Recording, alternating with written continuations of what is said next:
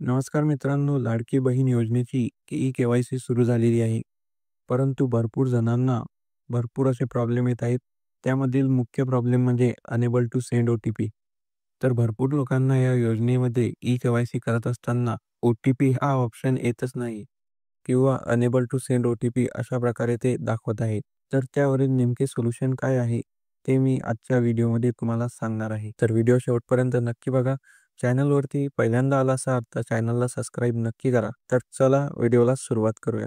तर मित्रांनो, सर्वात जास्त येत असलेला प्रॉब्लेम म्हणजे अनेबल टू सेंड ओ-टी-पी. तो भरपूर जणांना येतोय. तर आता याच्यावरचं सोल्युशन काय आहे? तर आता बघा, 2 कोटीपेक्षा जास्त लाभार्थी या वेबसाईटवरती व्हिजिट करत असतील. दररोज त्या वेबसाईटवरती के-वाय-सी करण्याचा प्रयत्न करत असतील. त्यामुळे ओ-टी-पीचा हा प्रॉब्लेम सर्वांना येऊ शकतो. तर आता याच्यावर सोल्युशन म्हणजे तुम्ही रात्रीच्या 11-12 वाजेनंतर ही के-वाय-सी केली, तर तुमची ई-के-वाय-सी ही सक्सेसफुली कंप्लीट होऊ शकते. कारण त्या पोर्टलवरती जास्त लोड येत असल्या कारणामुळे हा ओ-टी-पी पाठवला जात नाही. त्यामुळे तो सेंड ओ-टी-पी हा जो प्रॉब्लेम आहे, भरपूर जणांना येत आहे. तर थोड्या दिवसांनी तुम्ही प्रयत्न करा किंवा रात्रीच्या वेळी तुम्ही ही के-वाय-सी करा.